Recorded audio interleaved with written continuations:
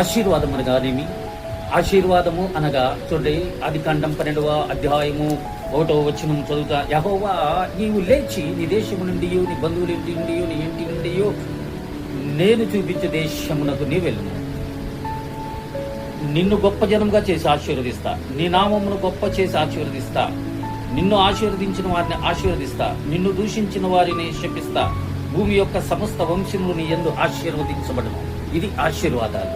అబ్రహాము మాట అన్నప్పుడు ఆయన మాట్లాడలేదు. దేవుని మాటకు లోబడటం ఆశీర్వాదం, దేవుని వెంబడించడం ఆశీర్వాదం, దేవుని మాటకు విని లోబడటం ఆశీర్వాదం కదా.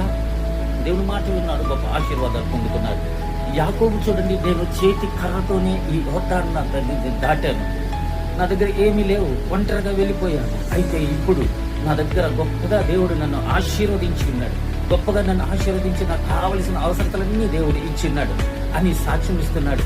అయితే తనకి దేవుడు ఇచ్చినటువంటి ఆశీర్వాదములు ఏమిచ్చి 32వ అధ్యాయము ఆదికాండంలో 13వ వచనం మనం చదివినట్లయితే, అక్కడ ఆ రాత్రి గడిపి తాను సంపాదించిన దానిలో తన ఆయన ఏశావు కొరకు ఒక కానుకను అనగా 200 మేకలను, 20 మేకపోతులను, 200 గొర్రెలను, 20 పొట్టేళ్లను, 30 పాడి ఒంటెలను, వాటి పిల్లలను, 40 ఆవులను, 10 ఆబోతులను, 20 ఆడుగాడిదలను, 10 గాడిద పిల్లలను తీసుకుని మందగా వేరు చేసినని రాయబడింది. ఎంత ఆస్తి దేవుడు ఆశీర్వాదం ఇచ్చాడు కదా.